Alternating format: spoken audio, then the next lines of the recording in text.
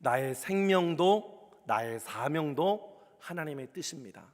한번 따라해 볼까요? 나의 생명도 나의 사명도 하나님의 뜻입니다. 믿으십니까?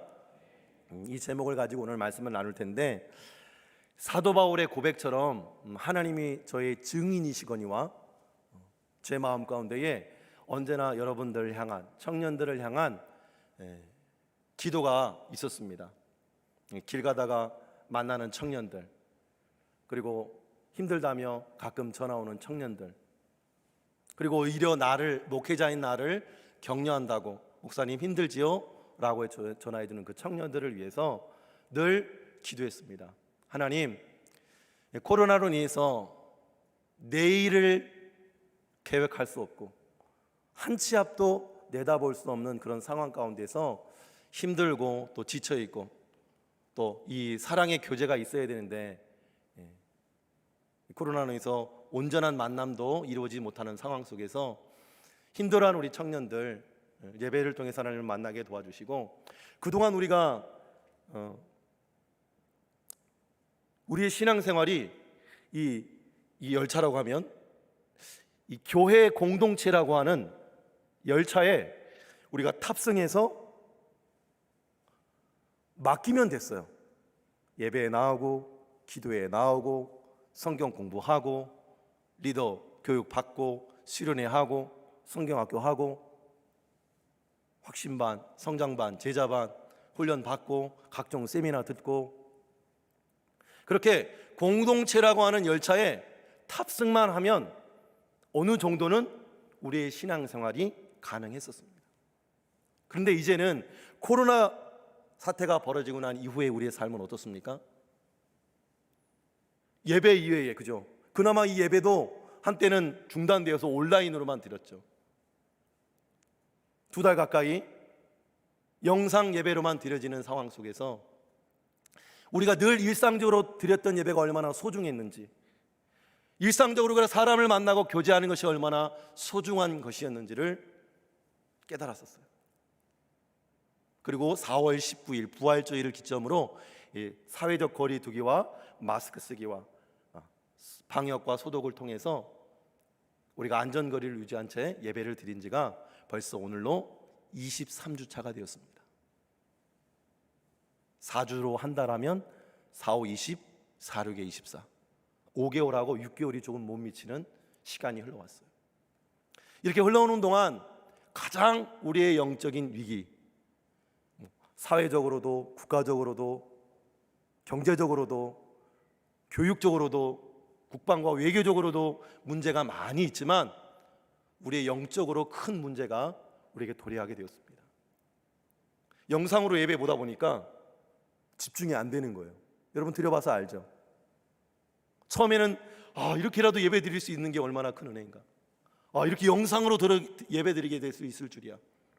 그리고 안타까운 심령으로 마치 하나님 전전에 나와 예배하듯이 정장을 입고 옷 매무새를 갖추고 정성스럽게 예물을 준비하고 예배드렸던 그 초심은 잃어버리고 점점점 그 숫자는 줄어가고 있고, 털어놓고 딴짓을 한다든지, 그죠?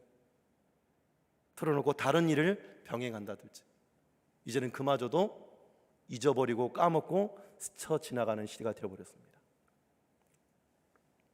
이제는 우리 개개인이 하나님과 1대1로 교제하지 않으면 안 되는 시절이 되었어요.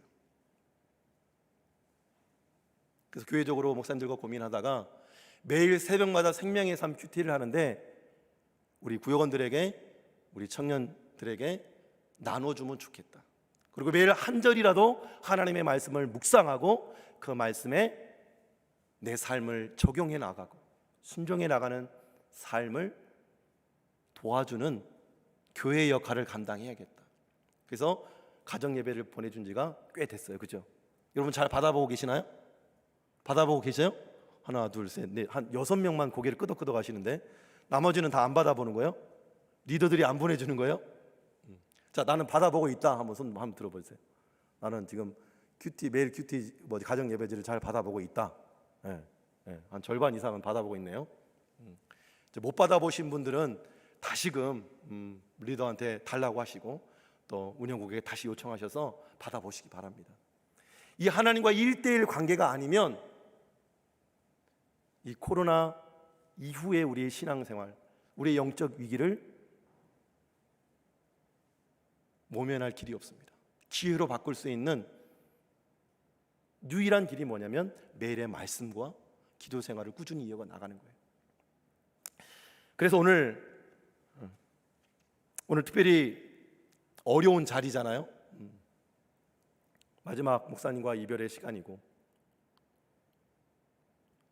늘 강단에 설 때마다 하나님의 말씀을 선포할 뿐만 아니라 선포한 대로 살아내야 하는 그 부담에 더해서 우리 목사님과 마지막 인사를 나눠야 되는 그런 시점에서 이 말씀을 전한다는 것이 살얼음판을 걷는 것처럼 제 마음에 부담이 되었어요.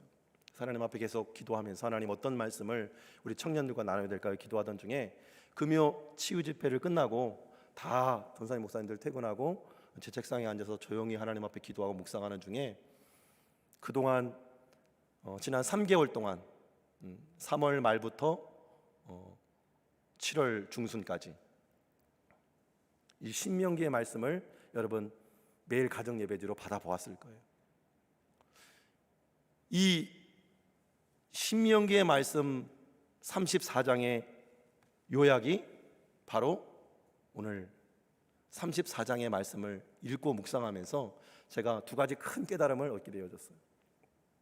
예전에 받았던 은혜였는데 이 마음을 나누면 되겠다 하는 생각이 들었어요. 첫째로 이 신명기 말씀을 여러분들이 잘 꼼꼼히 묵상해 본 분들은 이해하시겠지만 신명기 하면 떠오르는 이미지가 있나요? 신명기. 제가 주일학교 아이들에게는 신신당부의 말씀이 신명기의 말씀이다라고 가르쳤었어요. 신명기 말씀이 무슨 말씀이라고요? 신신당부의 말씀. 우리가 창세기, 출애굽기, 레위기, 민수기, 신명기를 읽다 보면 계속 말씀이 반복되는 것 같아요. 그죠? 신명기 말씀 매일 큐티를 하면서 맨날 말씀대로 살래요. 말씀대로 살아야 복이래요. 그죠? 내 행복을 위해서 말씀을 지키래요. 그것이 말씀의 반복이었어요. 신학자들은 언약의 갱신이다, 기억하라, 순종, 이것을 이 신명기의 핵심 키워드로 잡고 있어요. 근데 좀 저는 쉬운 언어로 표현하고 싶어요. 한번 따라해 볼까요? 하나님을 사랑하라. 좀 더 붙이면 구원하신 하나님을 사랑하라. 우리 자료가 준비된지 모르겠는데 신명기 6장 우리 4절과 5절 말씀을 한번 읽어보도록 하겠습니다. 한번 읽어볼게요. 시작. 이스라엘아 들으라. 우리의 하나님 여호와는 오직 유일한 여호와시니 너는 마음을 다하고 사랑하라. 아멘. 이 신명기 전체 말씀을 축약하면 저는 이 6장 4절과 5절 말씀으로 축약하고 싶어요. 하나님을 사랑해라. 애굽 땅 종되었던 땅에서 구원해낸 하나님을 사랑해라. 그 사랑하는 방법이 무엇이냐? 하나님의 말씀대로 순종함으로 사랑해라. 한번 따라해 볼까요? 하나님의 말씀을 순종함으로 하나님을 사랑하라. 우리 신명기 10장 11절과 13절 말씀, 10장 12절 13절 말씀도 한번 우리 화면을 통해서 읽어보도록 하겠습니다. 시작. 이스라엘아 내 하나님 여호와께서 내게 요구하시는 것이 무엇이냐? 곧 내 하나님 여호와를 경외하여 그의 모든 도를 행하고 그를 사랑하며 마음을 다하고 뜻을 다하며 내 하나님 여호와를 섬기고 내가 오늘 내 행복을 위하여 내게 명하는 여호와의 명령과 규례를 지킬 것이 아니냐. 아멘. 이 핵심적인 말씀을 1장부터 34장까지 반복적으로 했던 거예요. 하나님을 사랑해라. 하나님을 사랑하기 위해서 말씀대로 순종해야 된다. 그것이 너에게 복이 된다. 실제로 이 말씀의 약속의 말씀은 이스라엘 역사 가운데에 그대로 이루어집니다. 여러분이 잘 아는 대로 사울 왕과 다윗 왕과 솔로몬 왕, 그리고 북이스라엘과 남유다로 분단된 분열 왕국 시대를 거쳐서 39명의 왕이 지나는 동안 어떤 역사가 이루어집니까? 다윗처럼 하나님 보시기에 정직히 행하며 여호와께서 모세에게 주셨던 율법을 다 지켜 행한 왕과 백성과 나라는 강성하고 부흥하고 견고해져 갔어요. 반대로 우상을 숭배하고 하나님의 말씀을 거절하고 불순종했던 왕들과 백성들은 쓰러져 갔어요. 쇠하여져 갔어요. 그것이 이스라엘 역사의 생생한 기록입니다.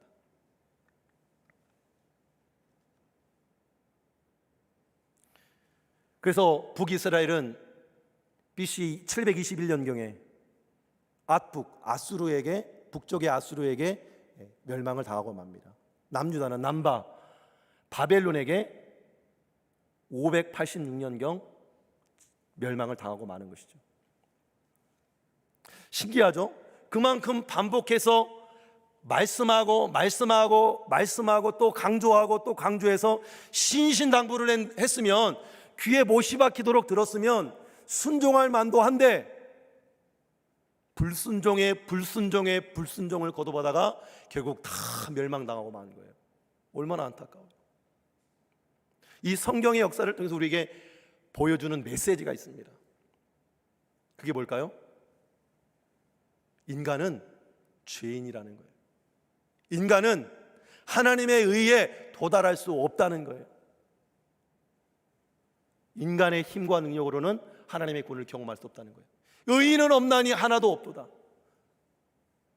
모든 사람이 죄를 범하였으면 하나님의 영광이 이르지 못하더니,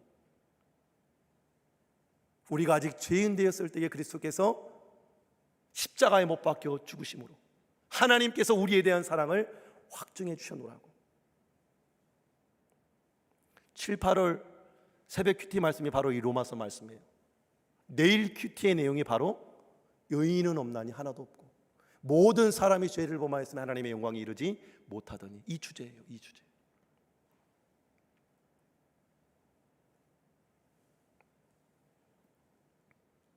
그래서 누구를 보내셨습니까? 예수 그리스도를 보내주신 거예요. 인간의 힘으로는 구원받을 수 없기에, 인간의 힘으로는 의에 도달할 수 없기에 하나님의 아들이신 예수 그리스도를 보내주셔서 그분으로 말미암아 죄와 사망에서 우리를 건져주시고 영원한 천국을 소망할 수 있는, 오늘 찬양했던 것과 마찬가지로 저 높은 곳을 향하여 날마다 나아갑니다. 그것이 어떻게 가능합니까? 예수 그리스도의 희생의 사랑으로 가능한 줄 믿으시길 축원합니다. 여러분은 어떻습니까? 여러분은 의인입니까? 오늘 2, 3부 강단 말씀에서도 욥기서의 말씀을 통해서 당대의 의인이었고 완전한 자였던,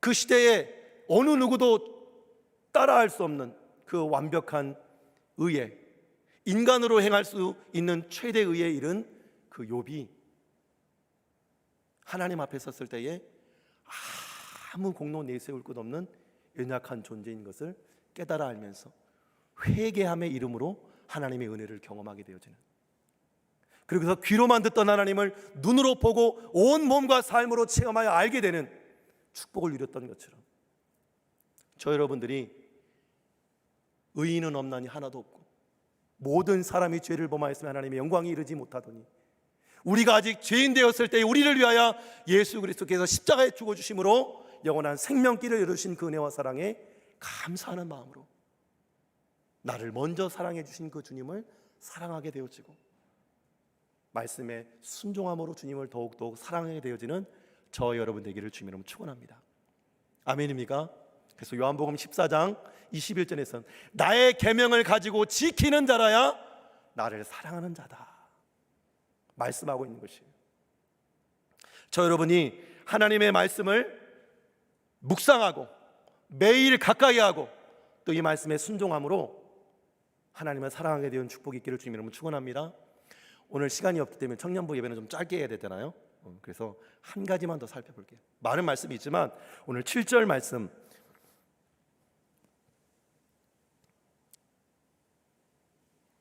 4절과 5절 그리고 7절 말씀을 우리 한 번에 읽겠습니다. 우리 4절부터 7절까지를 쭉 읽어볼게요. 한 번에 시작.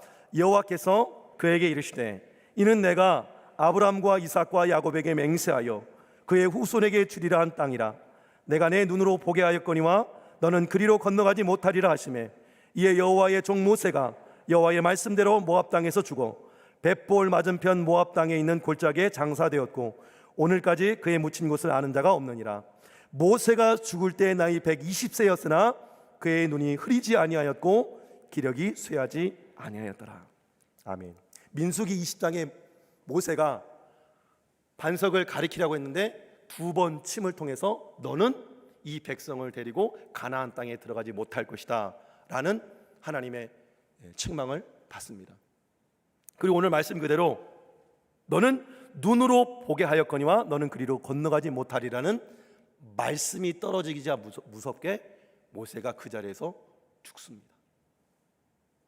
더 신기한 사실은 7절 말씀에 그가 죽었는데 그 죽을 때에 눈이 쇠하지 아니하고 기력이 쇠하지 아니하였더라. 120세의 나이인데 눈과 기력이 쇠하지 않다. 원문적인 해석을 보면 청년과 같이 혈기가 왕성하여 어떤 일이라도 행할 수 있는 상태를 의미합니다. 내가 아직 힘이 남아있고 내가 아직 건강이 남아있고 아직 눈에 보이는 사명이 남아있는데 하나님이 정하신 그 사명까지의 자신의 생명도 자신의 사명도 다 묻어버리는 거예요. 엄청난 순종이죠.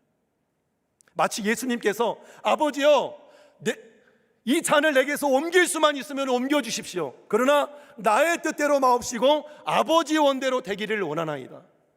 내 뜻이 아닌 하나님의 뜻을 구하고 죽기까지 순종하여 자신의 생명을 온 인류를 위해서 던져주신 것처럼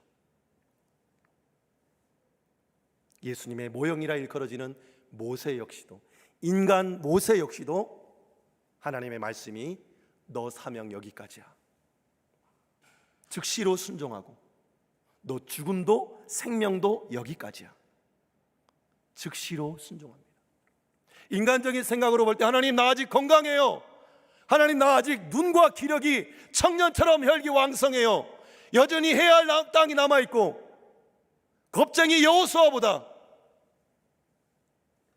리더십이 있고 영적인 연륜이 있는 내가 이 이스라엘 백성을 데리고 와서 가나안 땅을 정복하고 난 후에 여호수아에게 물려주고 내가 떠나도 되지 않겠습니까?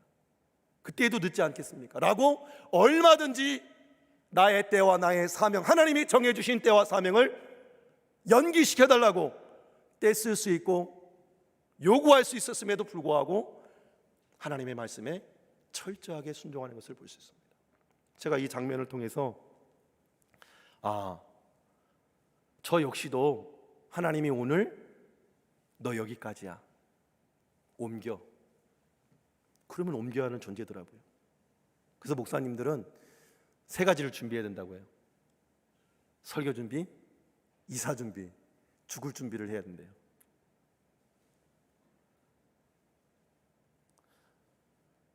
여러분은 어떻습니까? 여러분이 꿈꾸고 또 기대하고 계획하는 일들이 여러분의 뜻대로 다 되어주고 있습니까? 그렇지 않을 때가 참 많이 있죠. 그때마다 여러분은 떼쓰는 사람입니까? 아니면 하나님의 뜻을, 하나님의 말씀을, 하나님의 때를 구하는 사람들입니까? 모세처럼 하나님의 때와 하나님의 뜻과 하나님의 계획과 하나님의 방법을 구할 수 있게 되기를 주님으로 축원합니다. 그것이 말씀에 순종하는 여러분 한 사람 한 사람을 위한 축복이고 은혜이고 행복인 줄 믿으시길 주님으로 축원합니다. 우리 기도하겠습니다.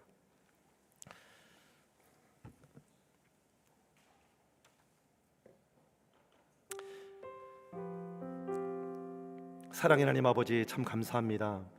귀한 시간 마련해 주셨고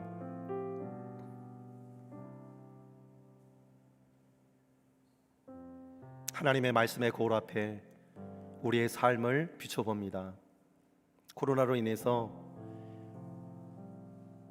공적 예배 이외에는 모일 수 없고 또 교제할 수 없고 만날 수 없는, 말씀의 은혜를 나눌 수 없는 열악한 환경 가운데 우리가 처해져 있지만, 이제는 하나님과 1대1로 매일 말씀을 만나고 또 온라인 공간에서 얼마든지 나눌 수 있고 교제할 수 있는 영적인 근육질이 새롭게 생겨나기를 소망합니다. 그래서 매일의 말씀을 묵상하고 그 말씀 한 절 한 절에 우리의 뜻이 아닌 하나님의 뜻에 순종하여 드릴 수 있는, 우리의 생명도 우리의 사명도 하나님의 뜻에 순종하여 드릴 수 있는 믿음의 청년들이 될 수 있도록, 우리 모두가 될 수 있도록 주님 함께 해 주옵소서. 감사드리며 예수님 이름으로 기도드립니다. 아멘.